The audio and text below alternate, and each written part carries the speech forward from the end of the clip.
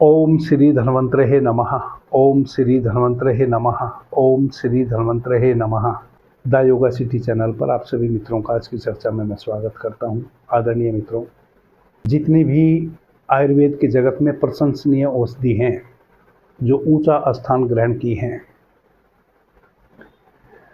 उन्हीं औषधियों में एक औषधि है उटंगन।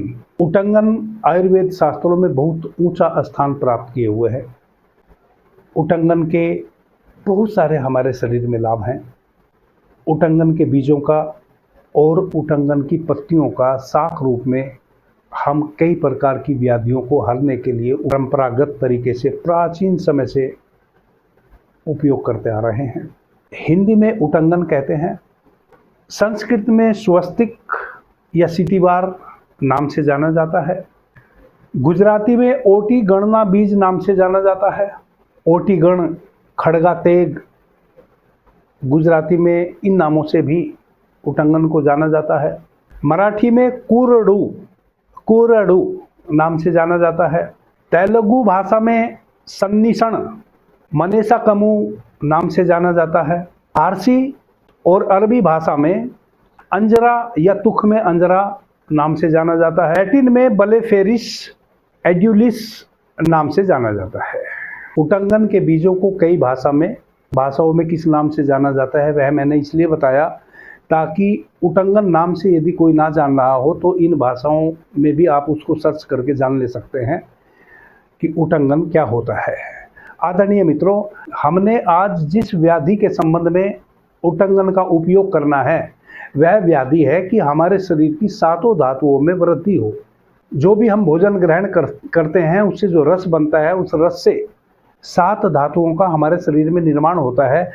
वह सातों धातुएं अधिक से अधिक मात्रा में शुद्ध रूप में हमारे शरीर में बने, जिसमें सबसे अंतिम जो धातु है वह वीर्य धातु है, जो किसी भी पुरुष के लिए बहुत ही अनिवार्य धातु है।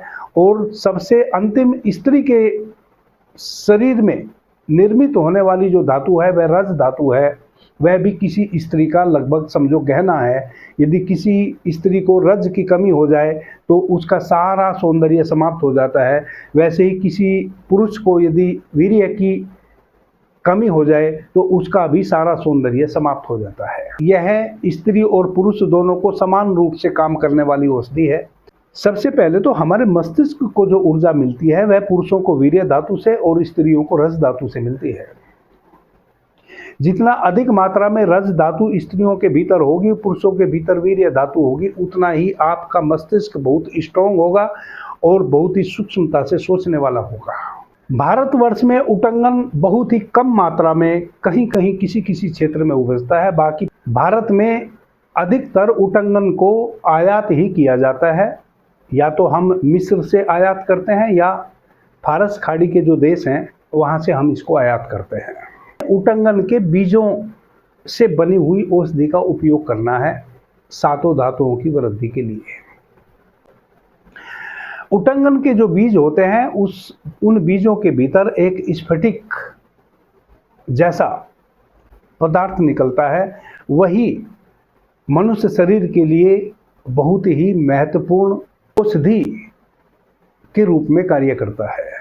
आपने क्या करना है कि 250 ग्राम उटंगन के बीज ले लेने हैं। पंसारी के यहाँ से आपको आसानी से मिल जाएंगे। प्रत्येक छोटे छोटे कस्बों में भी पंसारी की दुकान होती है। पंसारी हम उसको कहते हैं जो साबुत औषधियों को जैसी वो हैं वैसी कलेक्ट करता है और थोड़ी थोड़ी बेचता है। 250 ग्राम उटंगन के बीज पंसारी के यहाँ से ले लेना है और 250 ग्राम ही आपने गोखरू के बीज ले लेना है, जिसको गोखचूर भी कहते हैं और भाखड़ी नाम से भी जिसको जाना जाता है। ध्यान रखें, भाखड़ी यानी कि गोखचूर।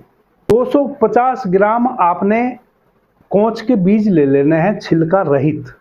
कोंच के बीजों का छिलका हटा हुआ आपको पंसारी के यहाँ से मिल जाएगा। एक कोंच का बीज आपको मिलेगा छिलके सहित और एक कोंच का बीज मिलता है छिलके रहित। तो जो छिलका रहित कोंच का बीज है 250 ग्राम आपने वह ले लेना है पंसारी के यहाँ से। कुल 3 औषधि आपकी हो गई। इन तीनों को बारीक चूर्ण बना देना है। इनको अलग अलग बारीक चूर्ण बना के एक साथ मिला देना है। 4 लीटर भैंस का दूध ले लेना है, गाय का नहीं, भैंस का। 4 लीटर भैंस के दूध में इन तीनों औषधियों का जो आपने पाउडर बना लिया है, चूर्ण बना लिया है, इनको उसमें डाल देना है और दूध के साथ धीमी आंच पर इसका पाक करना है।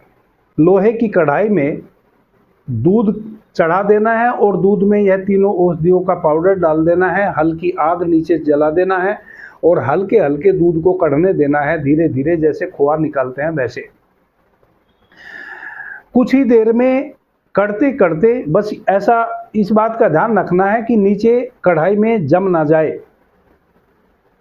चलाते रहना है, कड़छुल से चलाते रहना है और दूध को कढ़ने देना है, कढ़ने देना है। दूध कढ़ते कढ़ते उसमें खोआ बन जाएगा। अब तीनों औषधियाँ और दूध मिलकर एक खोए का रूप ले लिया, तब कढ़ाई को नीचे उतार दें। अब 3 किलो 500 ग्राम देसी खंड ले लें, जो आजकल मॉल इत्यादि में भी मिल जाती है, पंसारी के यहाँ मिल जाए। देसी खंड भी आपको पंसारी के यहाँ मिल जाएगी, पूरे भारतवर्ष में आप कहीं से भी ले लें। कई मित्र, चूंकि खंड का प्रयोग मैंने पीछे भी बताया है, तो कहते हैं कि खंड आजकल कहाँ मिलती है शुद्ध। भैया, सब जगह मिलती है। इस जगत में ऐसी कोई औषधि या भोज्य पदार्थ नहीं है जो शुद्ध रूप में ना मिलता हो। अशुद्ध रूप में अधिक मिलता है, परंतु शुद्ध रूप में भी मिलता है। और एक बात को अपने दिमाग में बैठा लो, जब तक कोई चीज शुद्ध नहीं होगी तब तक उस चीज को अशुद्ध आप कैसे बना लेंगे। जब तक आपके पास कोई चीज असली है नहीं, तब तक आप नकली कैसे बना सकते हैं। जरा अपनी बुद्धि से बैठ के सोचो। किसी भी चीज को, चाहे वो खाने पीने की चीज हो, चाहे कोई भी जगत की चीज हो, जब तक असली आपके पास नहीं होगी तब तक उसकी नकली नहीं बनाई जा सकती। नकली बनाने के लिए भी असली की जरूरत है। इसलिए ऐसा मत कहो कि देसी खंड नहीं मिलती। पूरे भारतवर्ष में कहीं से भी ले लो। मैं तो कर्नाटक जाता हूं, वहां भी मिल जाती है। मैं महाराष्ट्र जाता हूं, वहां भी मिल जाती है। मैं उड़ीसा जाता हूं, वहां भी मिल जाती है। मैं बिहार बंगाल कभी जाता हूं, वहां भी मिल जाती है। और उत्तर प्रदेश तो खंड का मानो भंडार ही है। पूरे भारत में ऐसी कोई स्थान नहीं है जहां देसी खंड ना मिलती हो। और यदि दुकान पे आपको ना मिल रही है तो आप पंसारी के यहाँ से ले लें। पंसारी के यहाँ जो भी मिलेगा आपको शुद्ध रूप में ही मिलेगा। आप पंसारी के यहाँ से 10 वर्ष पुराना गुड़ ले सकते हैं। आप पंसारी के यहाँ से कुछ भी ओरिजिनल ले सकते हैं। तो इस बात को आप बार बार मुझे ना कहा करें कि ओरिजिनल कहाँ मिलेगा। ओरिजिनल पंसारी के यहाँ मिलेगा। 3 किलो 500 ग्राम आपने खंड ले लेनी है। कहीं ना मिले तो पंसारी के यहाँ से ले लें। आजकल तो सब जगह मॉल खुल गए हैं, मॉल में भी देसी खंड मिल जाती है।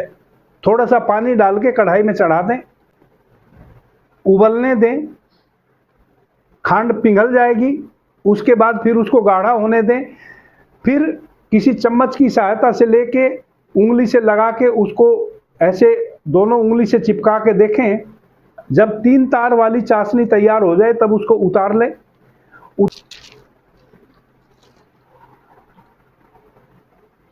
जब 3 तार वाली चाशनी तैयार हो जाए तब उसमें 500 ग्राम शुद्ध गाय का घी डाल दें और उस घी को फिर उस चाशनी में अच्छे तरीके से मिला दें। नीचे उतार लें। गरम गरम वह चाशनी जो आपने दूध का खोआ तैयार किया है तीनों औषधियों के साथ, उसमें मिला दें अच्छे तरीके से और उसको जैसे बर्फी बनाते हैं वैसे उसको जमा दें।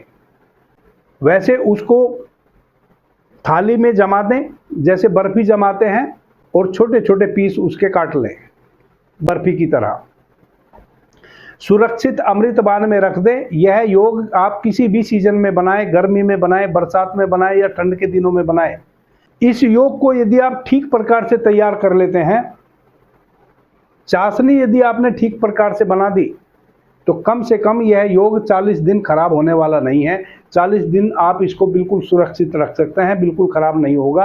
अच्छे से इसके पीस बना के और कांच के बर्तन में बंद करके रख दीजिए। प्लास्टिक में रखेंगे खराब हो जाएगा।